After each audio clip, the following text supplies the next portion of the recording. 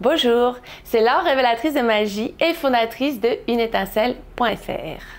Je suis ravie de te retrouver dans cette deuxième partie de la vidéo sur le passage à l'action, le regard et la confiance en soi. Alors, si tu n'as pas vu la première, c'est une vidéo en deux parties. La première, on parlait vraiment du regard que l'on porte en soi, de la confiance que l'on a en soi, de la magie que l'on voit en soi. Donc, commence par celle-ci. Normalement, je vais te l'afficher en haut. Autrement, dans tous les cas, je mettrai le lien en bas.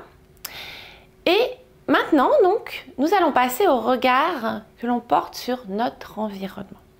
Le regard que l'on porte sur notre environnement est tout aussi primordial pour avoir confiance et pour y aller.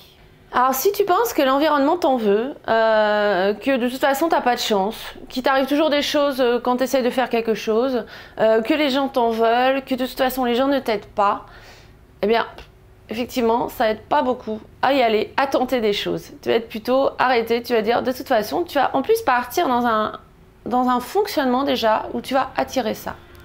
Où tu vas, tu t'attends à ça quelque part. Donc inconsciemment, il y a de grandes chances en plus que tu le provoques, en tout cas en partie. Alors si tu as cette croyance que le monde est moche, dangereux et que les gens, de toute façon, ne t'aideront pas, que limite, ils t'en veulent. Alors, on a tendance, et ça on l'a tous, à des niveaux plus ou moins importants, on a tendance à justement voir beaucoup plus les choses négatives que les choses positives. Donc, ça a été étudié scientifiquement, c'est tout le courant de la psychologie positive qui, justement, nous explique que à l'origine, c'était très important pour notre survie de voir les choses négatives et de les avoir à l'esprit, justement. Sauf qu'à l'heure actuelle, c'est un mode de fonctionnement que notre cerveau a gardé. Et donc, on a tendance à mettre très en haut les choses négatives. Par exemple, tu vois, dans une journée, tu vas avoir une super bonne nouvelle, tu vas être super content, tu y penses, et puis là, tu peux avoir une petite chose négative, peut-être beaucoup moins importante en fait que cette très bonne nouvelle, mais brusquement, elle va te mettre une ombre dans ta tête, et c'est à ça que tu vas penser. C'est typiquement ça. C'est qu'en général, les choses négatives sont là, et les choses positives, elles sont là, en équilibre dans notre esprit. Et alors là, ce que nous cherchons à faire, c'est pas à ne plus voir le négatif, à l'écraser, bien sûr, on le verra toujours, mais c'est à remonter le positif à ce qu'il soit en fait, tout bêtement, au même niveau, que l'équilibre soit là, tant entre les choses positives que négatives. Alors il y a plusieurs choses que l'on peut faire justement pour rééquilibrer ce positif. Déjà, un exercice qui fonctionne très bien, c'est de tous les soirs noter les choses positives de ta journée. Donc ça peut être quelqu'un qui t'a souri, ça peut être une glace, je sais pas, t'as mangé une glace ou un dessert et tu l'as beaucoup apprécié. Ça peut être une bonne nouvelle, voilà. Ça peut être des petites choses, des grandes choses, du pro, du perso. Tout ce que tu as de positif dans ta journée, qui t'a fait du bien. Ce peut être aussi des gratitudes que tu as. C'est parfois tourné dans le sens des gratitudes. Voilà, la gratitude que tu as pour les choses que tu as rencontrées dans ta journée, c'est possible également. Donc voilà, là on est vraiment tourné sur le positif. Le but, c'est que tu t'endormes, que tu gardes cette journée en fait le positif et qu'il puisse remonter à côté de tout le négatif que tu as pu avoir, qui en général est toujours dans ton esprit, lui par contre. Donc c'est un exercice à faire vraiment le plus longtemps possible pour que tu vois vraiment que tu changes d'état d'esprit, pour que ton cerveau s'habitue à retenir le positif en fait, tout simplement, c'est une habitude de ton cerveau que tu lui donnes. Ensuite, un conseil que je donne régulièrement, c'est déjà éviter les infos générales, que ça soit télé ou radio, au réveil et le soir. Au moins dans ces deux zones, si vous ne pouvez pas après. Parce que ça veut dire que la première chose que vous mettez dans la tête au réveil, c'est des choses négatives. Parce que oui, les infos, de toute façon, elles sont tournées négativement. Il y a peu de choses dans les informations positives. Il y en a de temps en temps, heureusement. C'est souvent en fin de journal, d'ailleurs. C'est pas le gros du journal. Donc, ça, si vous pouvez l'éviter totalement, c'est super aussi. C'est d'autant mieux. Ça ne vous empêche pas d'aller voir, vous, les informations vraiment qui sont importantes pour vous, ou dans des journaux, des chaînes peut-être plus spécialisés, qui vont faire quand même une recherche un peu plus poussée. Mais évitez vraiment tout ce qui est information générale de monsieur et madame tout le monde, hein, parce que c'est ça, mais c'est vraiment... c'est négatif au possible, ça vous met en fait dans une... voilà, ça te met vraiment dans une peur, c'est une peur permanente. En fait, le monde est malsain, il y a que des choses néfastes, et en fait, c'est ce message-là que ça te transmet. Et c'est très très négatif pour le cerveau. D'ailleurs, c'est pas pour rien que les journalistes, justement, se servent surtout des informations négatives. Hein. C'est parce que c'est celle qu'on retient, tout simplement, beaucoup plus qu'une information positive. Donc un journaliste qui veut faire un buzz, qui veut vraiment que son info, elle fonctionne, qu'elle passe, qu'il y ait beaucoup de personnes qui l'écoutent ou qui le regardent, et ben, il va prendre une information négative. Une information positive, on va être content de l'entendre sur le coup, mais elle va vite passer, elle va vite s'envoler. Et en fait, tout ce que ça fait, ça, tout cet environnement, c'est que ça nous met dans une ambiance de peur, comme je te disais. Et cette ambiance de peur, eh ben, elle te bloque. Elle bloque vraiment le passage à l'action. C'est-à-dire, de toute façon, ça sert à rien. Et puis, en plus, de toute façon, il risque de m'arriver plein de choses si j'y vais. Et puis, vaut mieux que je fasse rien. Donc, c'est vraiment, vraiment une atmosphère qui peut te plomber. Donc, sois vigilant là-dessus, hein, même sur les discussions que tu peux avoir. Quand tu vois que tu as des discussions qui tournent en mode très négatif, regarde comment tu te sens après. Justement, est-ce que ça t'a plombé? Est-ce que, bon, ça t'a rien fait, tu t'en fiches, ça va, c'est bien passé? Ça peut hein, aussi. Donc, sois vigilant, vigilante là-dessus. Une autre chose qui peut nous aider à ressentir notre environnement de manière positive, c'est aller chercher justement la beauté, la magie. Donc moi, je propose toujours dans la nature, parce qu'il y a toujours beaucoup de magie dans la nature. Rien que tu t'assois, tu regardes autour de toi, tu vois justement comment toute cette nature s'est agencée. Tu peux penser à ton corps aussi, comment il est agencé, comment, mine de rien, il fonctionne bien, même s'il y a des dérèglements, même s'il y a des maladies.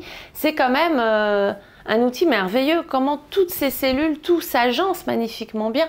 La nature, c'est pareil, c'est regarder un peu comment tout cela s'agence, comment tout se pose.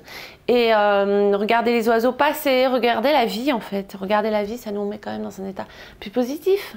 Ça peut être aussi regarder les enfants jouer, ça peut, surtout si tu vas dans un parc, c'est aussi de la vie, c'est aussi de la joie. Donc essaie de trouver de la joie, de la beauté, de l'élégance autour de toi. Essaie de repérer plutôt ça, plutôt que les choses négatives. Hein. Tu peux même les noter pour bien les ancrer. Le second point dans l'environnement qui est très important, c'est ton environnement social. Alors justement, si tu penses que le monde t'en veut, que les gens ne t'aident pas, que les gens sont agressifs vis-à-vis de toi, que tu es mis au banc, que... Ah, ça peut arriver, hein, bien sûr. Mais souvent, quand on est dans ce mode de fonctionnement-là, dans cet état-là, sûrement justifié par ce qui s'est passé avant, hein, je ne remets pas en cause, mais le fait est qu'on est tendu, on est en tension. Et donc, on va être très rapidement agressif vis-à-vis des gens. Puisque quelque part, on s'attend qu'ils nous attaquent. Donc, on va avoir tout aussi, déjà, on va tout prendre pour nous. N'oublie pas que souvent, quand on a un problème de confiance, qu'on ne se sent pas à l'aise, on prend les choses pour nous. Alors que les gens ont autre chose à faire, en fait, que nous attaquer, que nous chercher des noises, que nous chercher des problèmes. Hein. C'est vraiment pas le but principal. Il y a certaines personnes dont ça l'est, mais c'est quand même relativement rare comparément à l'ensemble des personnes. Et donc prendre les choses pour soi, c'est souvent quelque chose en fait qui nous tire vers le bas, nous, hein, plutôt.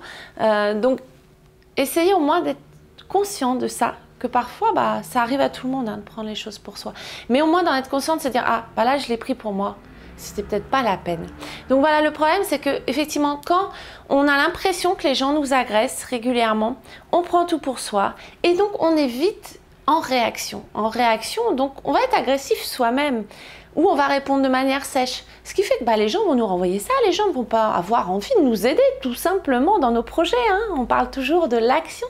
Eh bien, si on a cette attitude-là, personne ne va nous aider et j'ai presque envie de dire c'est normal, hein, on n'a pas envie. Donc voilà, déjà avoir bien conscience de ce qu'on provoque soi-même dû à nos croyances. C'est ce que j'appelle les croyances limitantes. Hein. Je vous en parlerai, mais c'est des choses en fait qui nous font de manière inconsciente provoquer ce que l'on croit, hein, tout bêtement, entre autres, mais voire aussi confirmer que ce que l'on croit, parce que le reste, on ne va pas le voir. Ce qui sera à l'opposé, qui pourrait casser notre croyance, justement, notre cerveau ne va pas le voir parce qu'il cherche à renforcer cette croyance.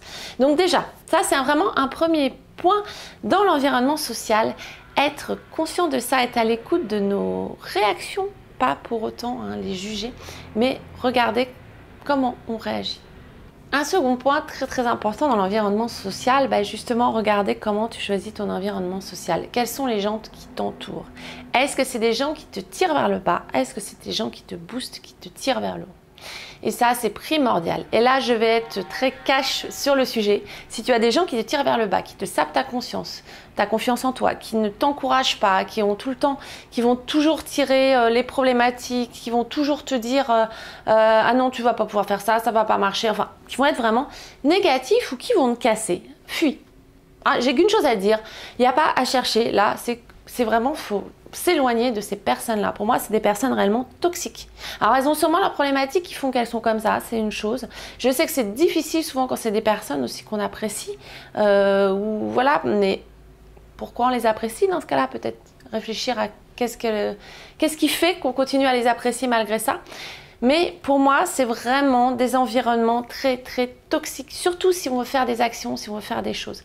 D'ailleurs, je donne toujours un exemple, en dehors des personnes toxiques, là on sort de ça, pour les personnes qui veulent entreprendre, qui montent leur entreprise, qui montent un projet.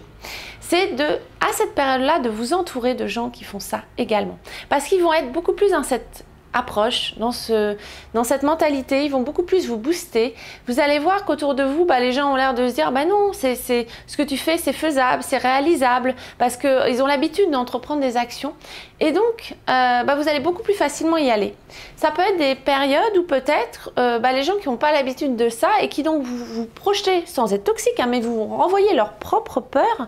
C'est des périodes où c'est peut-être intéressant d'éviter ce genre d'amis-là, ou de les voir moins, ou de ne pas parler dans ces cas-là de nos projets, mais d'autres choses. Et par contre, d'être plus avec un environnement de gens qui vont vraiment vous amener à vous donner confiance, à vous motiver. Ce qui n'empêche pas que les personnes qui ont peut-être peur pour vous, que vous allez moins voir, vous pourrez les revoir après, quand vous serez plus solide. Voilà. Donc l'environnement, faites très attention, l'environnement social, parce que il a vraiment une très forte influence sur vous. Ça peut changer de tout au tout. Vraiment votre capacité à y aller, à avoir confiance, à voir l'environnement de manière belle ou de manière dangereuse. Voilà, c'est la fin de ces deux vidéos. Donc la première qui portait sur voir justement tous les talents, tout ce qu'on a en nous pour reprendre vraiment confiance en nous. Et donc celle-ci qui portait sur l'environnement. Donc l'environnement de manière générale, puis l'environnement social. C'est vraiment deux choses qui sont en interconnexion permanente, puisque l'un justement va nous donner confiance, un environnement où on a l'impression qu'il va nous booster, ça va nous donner confiance en nous. Dans l'autre sens, si on a confiance en nous, on aura aussi plus confiance à ce que l'environnement nous suive, nous aide. Donc c'est vraiment évidemment totalement en interaction. Donc j'espère que les quelques exercices, idées que je vous ai donnés vont vous apporter et vont vous permettre d'avancer. N'hésitez pas vous à donner toujours vos idées, comment vous faites sur ces sujets, quelles sont vos difficultés. N'hésitez pas, les commentaires sont là. La plante qui nous a accompagnés durant ces deux vidéos est un dracaena ou dragonnier, on l'appelle aussi dragon, ça vient de dragon, qui est une plante majoritairement qui vient d'Afrique, donc une plante tropicale, de la famille des asparagacées d'ailleurs. Et donc évidemment c'est une plante d'intérieur chez nous, celle-ci a beaucoup grandi et fait des pousses, là vous voyez pas le bas, mais j'ai des pousses un peu partout, elle part un peu dans tous les sens d'ailleurs. Voilà, eh bien j'espère que vous allez regarder votre environnement différemment après cette vidéo. En tout cas, essayez de chercher les belles petites choses magiques ou les choses qui peuvent nous montrer la beauté, l'élégance de notre environnement, autant des gens que de la nature, que du monde. Et je vous souhaite une très belle continuation. N'hésitez pas à vous abonner à la vidéo, à enclencher la petite cloche également si vous voulez être informé des nouvelles vidéos dès leur sortie. Et je vous dis à bientôt.